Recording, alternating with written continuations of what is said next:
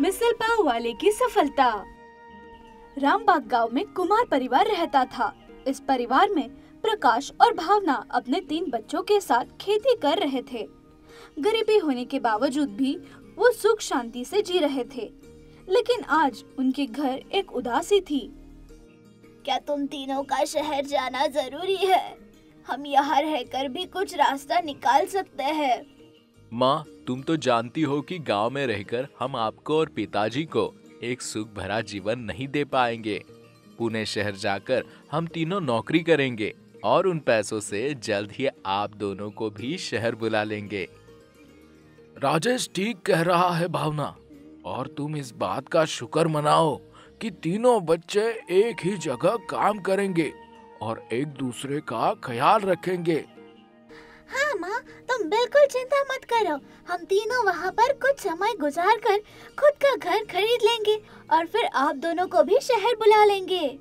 अपने बच्चों को शहर जाता देख प्रकाश और भावना दुखी थे, लेकिन वो जानते थे कि अपने पैरों पर खड़े होने के लिए ये कदम उठाना जरूरी था। पुणे शहर पहुंचते ही राजेश, अमित और रितु एक छोटे से भाड़े के घर में रहते हैं और बड़ी फैक्ट्री में काम करने लगते हैं।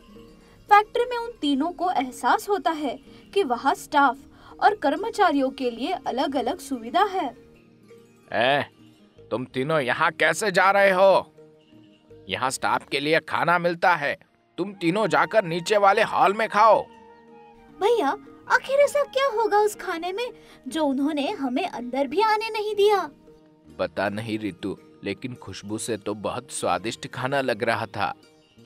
बस करो अब तुम दोनों, जो यहाँ के नियम है उसे याद रखो। खाना होने के बाद हमें वापस काम पे लगना है। कुछ दिनों बाद अमित और रितु से रहा नहीं गया और वो दोनों स्टाफ का खाना चखने के लिए हॉल चले गए। जैसे ही वो अपने लिए एक प्लेट में खाना ले रहे थे, तभी तुम दोनों कौन हो और यहाँ क्या कर रहे हो? अरे, ये दोनों के कपड़ों से तो ये कर्मचारी लग रहे हैं, लेकिन ये यहाँ कैसे आए? क्या इन्हें किसी सिक्योरिटी ने रोका नहीं? चलो तुम दोनों निकलो, जाओ यहाँ से। ऐसा सुनकर अमित और रितु बाहर आते हैं और देखते हैं कि राजेश ने ये सब देख लिया है। वो उनसे निराश होता है और उनके घर पहुँचने तक उनसे कुछ बात नहीं करता। मैंने तुम दोनों से कहा था कि यहाँ के नियमों को मत तोड़ना, लेकिन फिर भी तुम दोनों वहाँ खाना खाने चले गए। हमें माफ कर दो भैया, वो तो हम दोनों सिर्फ उस खाने को एक बार चखना चाहते थे। तो हम रविवार को बाहर खाने के लिए चले जाते, इसमें कम से कम तुम दोनों की बेइज्जती तो नहीं होती। हम गरीब हैं, भिखारी नहीं। लेकिन भैया, हमें तो उस खाने का नाम भी नहीं पता।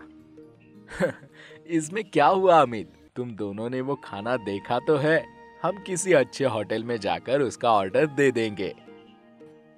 रविवार को होटल में जाकर अमित और रितु वेटर को उस खाने के बारे में बताते हैं कि उस व्यंजन का नाम मिसल पाव था। अमित और रितु खुश होकर उसे खाने लगते हैं। इसके लिए तुम दोनों इतने उतावल हो रहे थे? इससे बेहतर रस्सा तो घर में पिताजी बना लेते हैं। इसमें सिर्फ फरसान डालकर अलग बना दिया है। अरे भैया, अब और कितना तुलना करोगे? खाने का मजा लो ना। और नहीं तो क्या। अरे, मिसल पाव तो महाराष्ट्र की फेमस डिश है भैया, आप एक बार खाकर तो देखिए। ऐसे कुछ महीने बीत गए और राजेश, अमित और रितु पैसे कमाकर कुछ दिनों के लिए वापस अपने गांव जाते हैं। वहां पर अमित अपने भाई और पिताजी से शहर में मिसल पाव का ठेला शुरू करने की बात करता है। भैया, पापा, मैं सोच रहा हूँ क्यों ना हम अपना मिसल पाव का ठेला खोलें। आइडिया तो अच्छा है, लेकिन मिसल पाव का ठेका वो क्यों शुरू करना है? हम तो किसान हैं, तो शहर में ये सब ठेले का काम क्यों शुरू करें? लेकिन पिताजी, मिसल पाव महाराष्ट्र की बड़ी फेमस डिश है जो गांव में किसी ने खाई नहीं होगी। हम पहले ये ठेला गांव में शुरू करके देखते हैं और अगर वो सफल हुआ तो उसे शहर में शुरू करेंगे। ऐसे ही कुछ महीनों में कुमार परिवार का मिसल पाव ठेला पूरे गांव में मशहूर हो गया। इतनी सफलता देखकर उन्होंने पुणे में भी अपने 2 ठेले चालू कर दिए। कुछ सालों में तीनों बच्चों ने एक रेस्टोरेंट शुरू किया और अपनी मेहनत जारी रखी। मिसल पाव शुरू करने के बाद राजेश ने रेस्टोरेंट में वड़ा पाव बेचना चालू किया और रितु ने पोहे बेचने का विचार रखा। उसे भी बेचना चालू किया। एक अच्छा घर खरीदकर उन्होंने अपने माँ बाप को भी शहर बुला लिया। अरे राजेश बेटा, तो इतनी देर से कहाँ गया हुआ था? माँ, पापा, एक खुशखबरी है। एक निवेशक हमारे रेस्टोरेंट की वड़ा पाव की फ्रेंचाइजी चालू करना चाहता है, जिसमें हमें और मुनाफा होगा। वाह राजेश, ये तो बहुत अच्छी बात है। क्या बात है भैया, आप तो बिना बताए अपने वड़ा पाव की फ्रेंचाइजी खोलने चले। नहीं अमित, मैं तुम्हें बताने वाला था, लेकिन अब तक डील फाइनल नहीं हुई थी। आज जैसे ही बात पक्की हुई, पूरे परिवार को बता रहा हूँ। कुछ महीनों में राजेश के वड़ा पाव फ्रेंचाइजी काफी अच्छी तरह चलने लगी। लोग प्रकाश और भावना के इतने अच्छे और समझदार बेटे होने की तारीफ करने लगे। वहीं दूसरी ओर अमित और रितु को लगने लगा कि राजेश अपने आप को ज्यादा अक्लमंद दिखाना चाहता है। इन कारणों से भाई बहन में दूरियां बढ़ने लगी। एक दिन लंबी बीमारी के कारण प्रकाश का निधन हो जाता है। तीनों बच्चे बहुत दुखी होकर अपने पिता को याद करते हैं। एक दिन जब राजेश के कमरे के पास से गुजरता है तो अमित रितु और अपनी माँ की बातें सुनकर दंग रह जाता है। नहीं माँ, तुम चाहे कुछ भी कहो, लेकिन हम भैया के साथ एक घर में नहीं रह सकते। उन्हें लगता है कि सारा कारोबार उनके वजह से चल रहा है। अब तो पिताजी भी नहीं रहे, तो एक घर में रह के क्या फायदा। अमित, तू पागल तो नहीं हो गया? अपने बड़े भैया के लिए ऐसी बात कर रहा है। रितु, तू इसे कुछ समझाती क्यों नहीं? समझाने को कुछ नहीं बचा माँ। अमित भैया और मैंने फैसला किया है कि इस घर और कारोबार के 3 हिस्से होंगे और हम तीनों अपने अपने रास्ते चले जाएंगे। ये सुनकर राजेश बहुत दुखी होता है। वो हमेशा अमित और रितु की कामयाबी देखना चाहता था, लेकिन वो उन्हें कभी भी नीचा नहीं दिखाना चाहता था। अपने भाई बहन को सही रास्ते लाने के लिए उसने एक तरकीब सोची।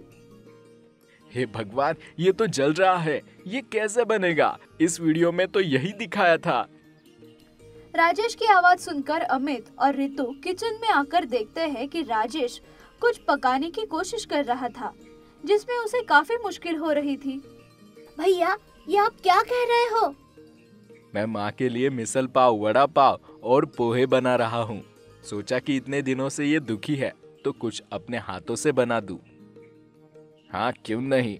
आप तो हमेशा महान बने होते हैं, लेकिन इस रस्से को मिसल का रस्सा नहीं कहते। और ये पोहे तो जल गए हैं। हटाइए, मैं बना लेती हूँ। आप मिसल को छोड़ दे, पूरा खराब कर दिया है आपने इसे।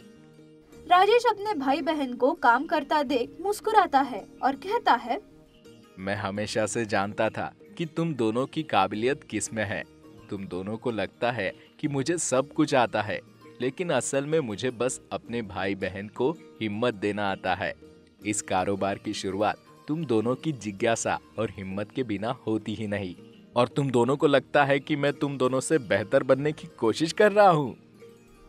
राजेश की ये बात सुनकर अमित और रितु चौंक जाते हैं। उन दोनों को इस बात का एहसास होता है कि राजेश ने हमेशा एक बड़े भाई की तरह उन्हें प्रोत्साहित करने का काम किया है। अपनी गलती का उन दोनों को बहुत पछतावा होता है। अमित, रितु, मैं तुम दोनों को आगे बढ़ता हुआ देखना मेरा सपना है। इसलिए अमित, क्यों ना तुम अपने फेवरेट मिसल पाव की फ्रेंचाइजी शुरू करे और रितु अपने फेवरेट पोहे की। आखिर तुम दोनों अपने अपने काम में माहिर हो। हम तीनों भाई बहन एक घर में रहकर 3 गुना सफलता पा सकते हैं, क्योंकि हम तीनों अपनी एकता की ताकत से आगे बढ़ेंगे। ये सुनकर अमित और रितु रोते हुए राजेश से माफी मांगते हैं। तीनों मिलकर नए नए निवेशकों के साथ अपनी फ्रेंचाइजी शुरू करते हैं। अमित ने अपने फ्रेंचाइजी का नाम बड़े भैया का वड़ा पाव और रितु ने अपने फ्रेंचाइजी का नाम बड़े भैया के पोहे रखा। कुछ सालों में तीनों भाई बहन इतने सफल हुए कि उन्होंने शहर में अपने हजारों शानदार और प्रसिद्ध फ्रेंचाइजी खोले, जिसका नाम उन्होंने बड़े भैया का खाना रखा। अगर आपको ये वीडियो पसंद आया तो हमारे चैनल को सब्सक्राइब करिए और वीडियो को लाइक, शेयर, कमेंट करें और बेल आइकन को दबाना ना भूलें।